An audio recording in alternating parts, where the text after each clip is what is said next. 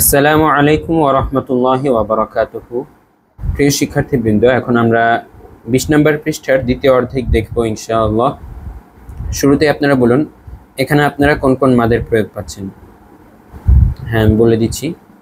এখানে চার আলিফ মাদের প্রয়োগ দেখা যাচ্ছে, এই চিহ্নর কারণে সহজেই বোঝা যায়। তারপরে এখানে এক আলিফ, কেননা পেশের বাম পাশে যজমলা ওয়াও এসেছে মাদ্দে তবাই, অর্থাৎ আমরা কিন্তু দেখতে পাচ্ছি মাদ্দে তবাইয়ের ব্যবহার সবচেয়ে বেশি। তারপরে মাদ্দে আরজিটাও, তাই মাদ্দে তবাই আরজি খুব ভালোভাবে মনে রাখবেন এবং ভুলে গেলে স্পেসিফিকভাবে এই দুটো অংশ আবার দেখে আসেন, মাদ্দে তবাই কি, মাদ্দে আরজি কি। তো এখানে তাহলে কি হলো? আতুহাজ্জুনি,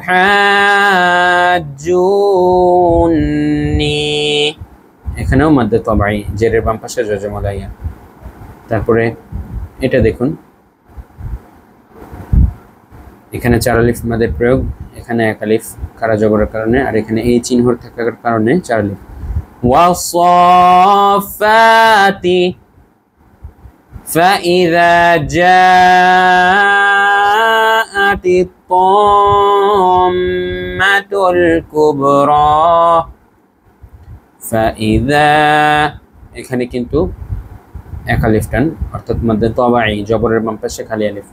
এখানে আবার চার আলিফ টান, তারপরে এখানে আবার চার আলিফ টান, পম, আবার এখানে মিমের উপরে তাসদিদ থাকার কারণে কিন্তু ওয়াজিব না, তাম্মাতুল কুবরা, বায়ের উপরে সাকিন থাকার কারণে কলকলা, কফ ত বা জিম দাল, এই পাঁচটা হরফের উপরে সাকিন থাকলে কলকল হয়। কফ ত বা, এই যে বায়ের উপরে সাকিন আছে তাই কলকলা। তো শেষের তিন লাইন আবার ভিন্ন একটা নিয়ম এবং খুবই সহজ। বানান নাকি?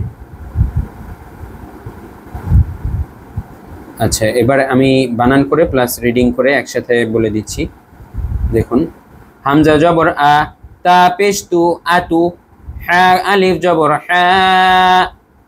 আচ্ছা, হামজা জবর আ, তা পেশ তু, আতু, হা আলিফ জিম জবর হাজ, জিম ওয়াও পেশ জু, আতুহাজ্জু। আচ্ছা, একটু খেয়াল করুন, জিম ওয়াও পেশ জু যে বলেছি আমরা, জিম ওয়াও পেশ জু কিন্তু হবে না, কেননা এর পাশে আবার তাসদিদ আছে, তাই আমাদের জজমকে না ধরে তাসদিদকে ধরতে হবে। জিম নুন পেশ জুন, আতুহাজ্জুন, নুন ইয়া জেরনি, আতুহাজ্জুননি, জু। আচ্ছা বাবা, জজম আর তাসদিদ পাশাপাশি থাকলে তাহলে এখানে তাও জজম ধরবো কেন?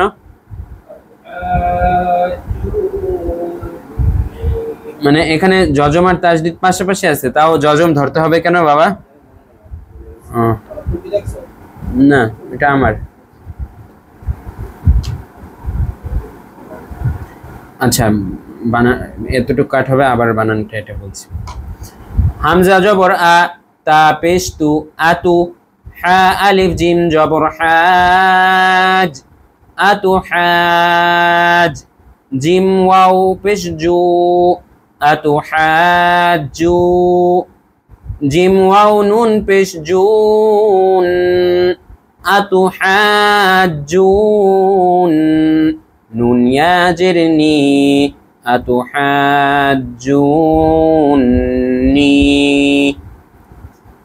তারপরের শব্দটা ওয়াও সাদ জবর ওয়াস, সাদ, ফা জবর সফ,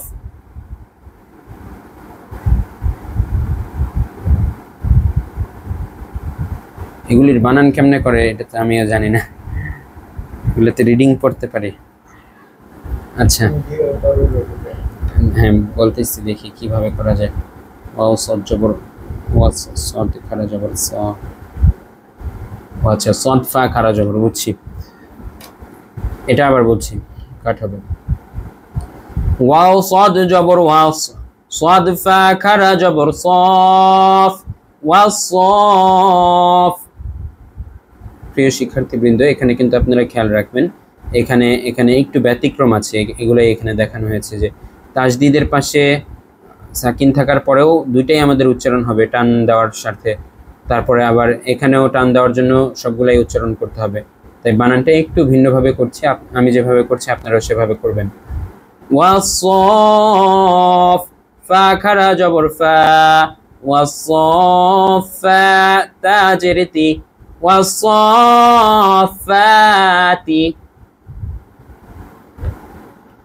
ফা জবর ফা, হামজা জের ই, ফা ই, জাল আলিফ জবর দা, ফা ইদা, জিম আলিফ জবর জা, হামজা জবর আ, জা আ, ফা ইদা জা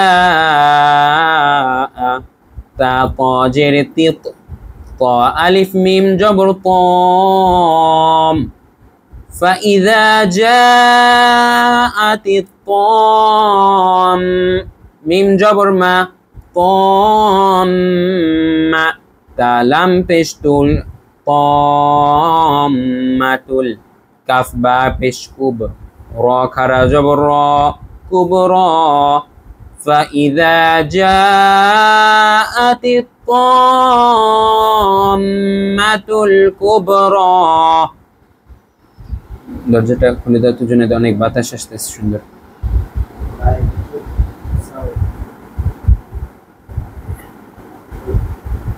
আসুক, আবার আওয়াজ আসলে বন্ধ করে দিও।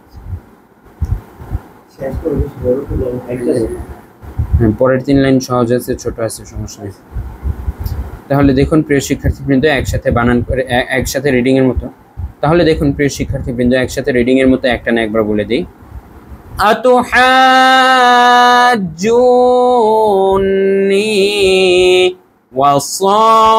ওয়াসাফাতি ফাইযা জাআতিত তাম্মাতুল কুবরা।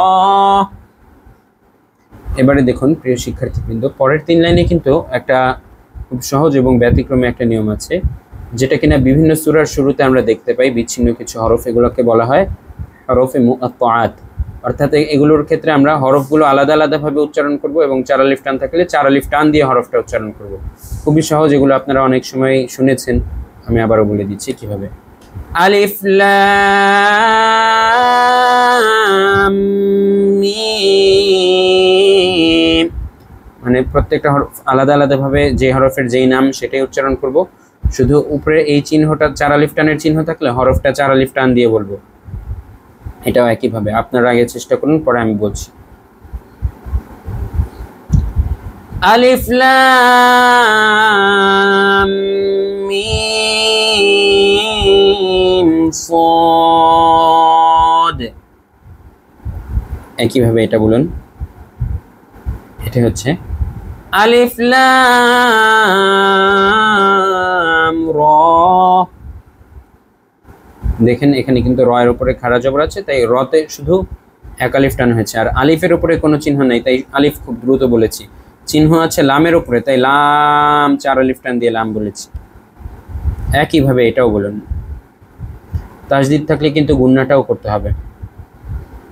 হ্যাঁ, আমি বলে দিচ্ছি। আলিফ লাম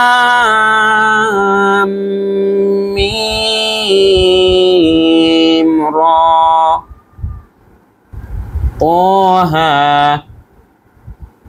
কাফ হা ইয়া আইন সাদ তাসিম। প্র্যাকটিস, ওই যে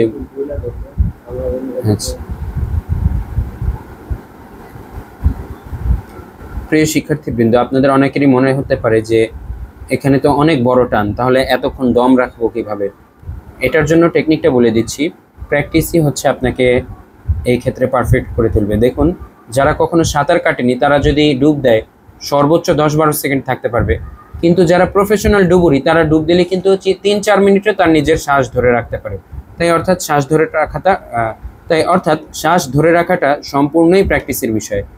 তো পৃথিবীতে কিন্তু এমন কারিও আছে যারা পুরা কোরআন শুরুর থেকে শেষ পর্যন্ত 1 পৃষ্ঠা পুরাটা, মানে 1 পৃষ্ঠা পরিমাণ পুরাটা একশ্বাসে বলতে পারে ধীরে ধীরে। তাও আবার ওইরকম মানুষও আছে যারা 3-4 মিনিট দম রাখতে পারে। আমরা সাধারণ মানুষ হয়তো এত পারবো না, তবে সামান্য প্র্যাকটিস করলে একটা শব্দ তো ইজিলি পারবো, আমি যেমন পারছি আপনারাও একটু প্র্যাকটিস করলেই পারবেন ইনশাআল্লাহ। মনে করিয়ে দিয়ে আপনাদেরকে একটা ছোট্ট মজার ঘটনা, কারি আব্দুল বাসেতের নাম আপনারা কিন্তু নিশ্চয়ই শুনেছেন। তিনি কিন্তু কোরআনের পুরো একটা বড় পেজ এক শ্বাসে পুরাটা ধীরে ধীরে কারির ন্যায় তিলাওয়াত করতে পারেন এবং পৃথিবীর মধ্যে একটা বিরল দৃষ্টান্ত তিনি উপস্থাপন করেছিলেন এত দীর্ঘ সময় তার দম ধরে রেখে। তারপরে এটি বলুন,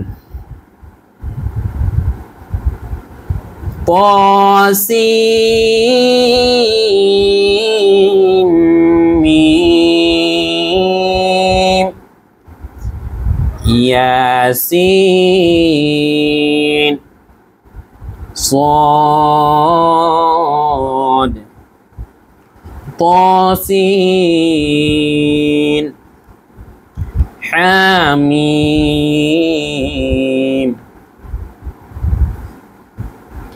عين سين قاف قاف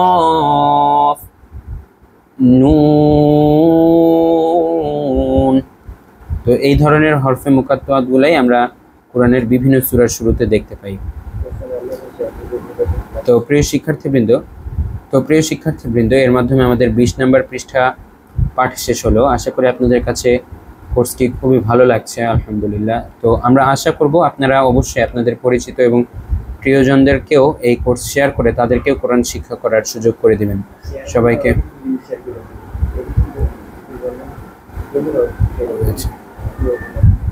তো আমরা আশা করি আপনারাও কিন্তু আপনাদের পরিচিত এবং প্রিয়জনদেরকেও এই কোর্সে জয়েন করার কথা বলবেন, তাদেরকেও উদ্বুদ্ধ করবেন কোরআন শেখার জন্য। তো সেই আশাবাদ ব্যক্ত করে আমরা আজকের ক্লাস শেষ করছি।